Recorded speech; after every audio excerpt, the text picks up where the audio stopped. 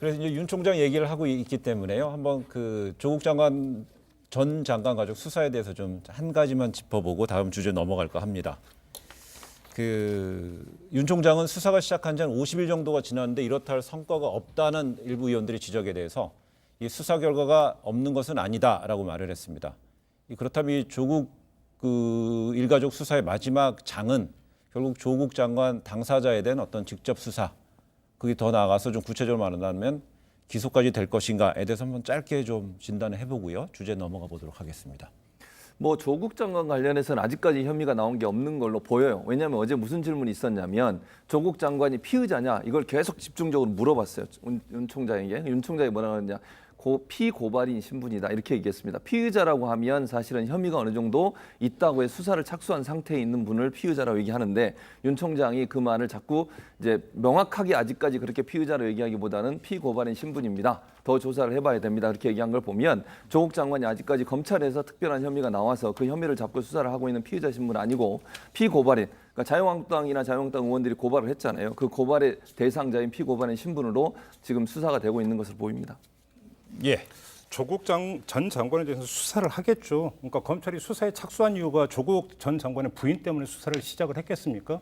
그럼 누가 보더라도 조국 전 장관 때문에 수사를 했는데 조국 전 장관에 대해서 수사를 않고 끝난다라고 한다면 이건 그 파장이 엄청나다고 봐야 되겠죠. 그러니까 유시민 이사장이 했던 이른바 가족 인질극이라는 비유가 사실은 이렇게 되어버리면 이게 성립이 되는 이야기가 되어버려요. 그렇기 때문에 그러니까 검찰의 수사의 맨 마지막은 조국 전 장관에 대한 그러니까 수사가 될 거라고 생각을 해요. 다만 그것이 어떤 결과를 빚을 것이냐, 기소로까지 갈 것인가, 혐의를 입증해서 기소로 할 것인가 말 것인가의 문제는 지금 누구도 모르는 거죠. 네. 그러니까 윤석열 총장도 우리는 단단히 틀어막고 있다. 수사 내용에 대해서 어제 이렇게 이야기를 했기 때문에 몰라요. 네. 기다리는 거 외에는 지금 현재로서 방법이 없습니다. 이제 다만 저희가 하나 지적할 수 있는 거는 이 차배연대 전 집행위원장이 최근에도 이거는 권력형 비리다라는 걸 거듭 얘기했고, 그다음에 부패감시센터에서 처음에는 65억이 뇌물이다. 자기네가 이제 조사를 해보니까. 근데 그게 실제로는 WFM의 관련 회사에게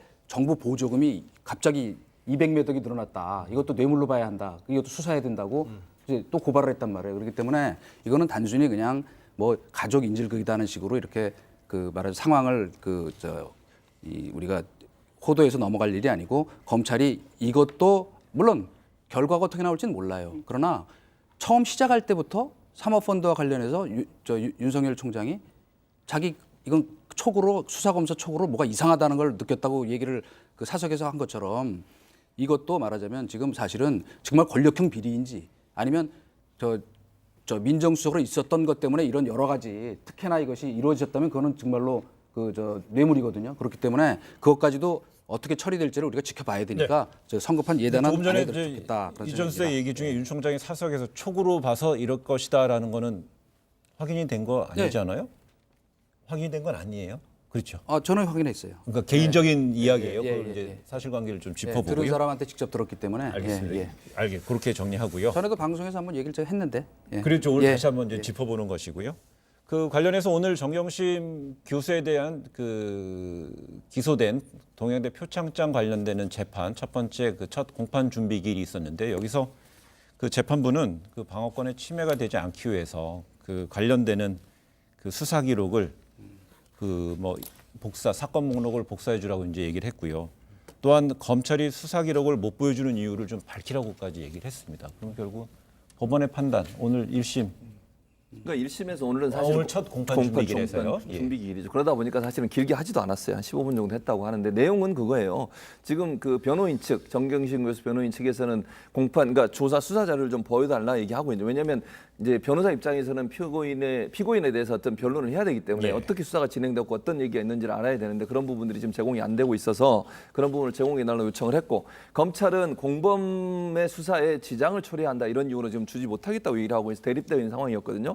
그래서 변호인단이 재판부에 요청을 했어요. 이걸 재판부가 그럼 판단해달라. 그래서 오늘 재판부가 얘기한 건 이겁니다. 왜 검찰이 이걸 못 주는지 명확하고 분명하게 밝혀라. 물론 검찰이 대부분 아까 말씀드린 것처럼 공범 수사에 문제가 있다고 해서 얘기를 했는데 그게 구체적인 증거를 가지고서 왜 그런지를 밝히지 않으면 이건 제출해야 되는 거다. 즉 줘야 된다 복사해서라고 지금 얘기를 했기 때문에 다음 아마 재판에서 이 문제가 검찰이 어느 정도의 어떤 자기들의 주장을 합당화시킬 수 있는 그런 근거를 제시할지 두고 봐야 될 것 뭐 같습니다. 조만간 정리가 될 게 오늘 거기서 이제 다음 재판 기일을 다음 달 15일로 정하지 않았습니까? 만약에 다음 달 15일에도 이 문제가 쟁점이 된다면 그때까지 검찰은 수사 기록을 안 보여준다는 이야기가 되고 안 보여준다는 논리는 수사가 계속되고 있다는 이야기가 되겠는데 지금으로도 또 한 달 동안 수사가 계속되고 있다? 이건 좀 아니지 않습니까? 사실은 이 공판 준비 기일 얘기가 나올 때 처음부터 제가 말씀을 드렸지만 이건 매우 실무적이고 어떻게 보면 그 기술적인 거예요. 그렇기 때문에 사실은 재판부가 합리적으로 결정했다고 봅니다. 왜냐 이런 말하자면 정리 왜 안 보여주는지 입장을 알려달라는 것. 그다음에 또 그 허용되는 범위 안에서는 그 증거 그 목록이랑 다 줘라 하는 게 그냥 그런 걸 하기 위해서 하는 거예요. 그리고 또 날짜 정하고 그러나 처음부터 이거를 그러니까 우리 연기해달라고 하는 것이 안 받아들여졌다는 건 뭐냐면 법원에 볼 때도 그 사유 자체라는 게 그렇게 대단한 것이 아니다. 왜? 지금 아마도 15일 전까지는 저희가 짐작컨대는 4달 추가 기소가 이루어지고 나머지 부분에 대해서도 뭐 하여튼 영장도 청구할 가능성이 높다고 보여지고 그러면 이제 말하자면 이제 통합이 되거든요. 재판이 그렇게 되면 제가 자동으로 다 해결이 됩니다. 네. 거기에 동의하고 다만 한 가지 환기하고 싶은 게 그 정경심 교수 측에서 그래서 그 기일을 연기해달라고 했을 때 나왔던 게 시간 끌기 전략 아니냐 이런 식으로 얘기를 했는데 그게 아니고 지극히 실무적인 문제에서 뭐 의견서를 내라고 했는데 봐야 의견서를 내는 건데 안 보여주고 있으니까 문제다라고 지적을 했는데 그걸 오늘 재판부가 뭐 확인을 해준 거다 이 점만 좀 확인하겠습니다. 네, 알겠습니다.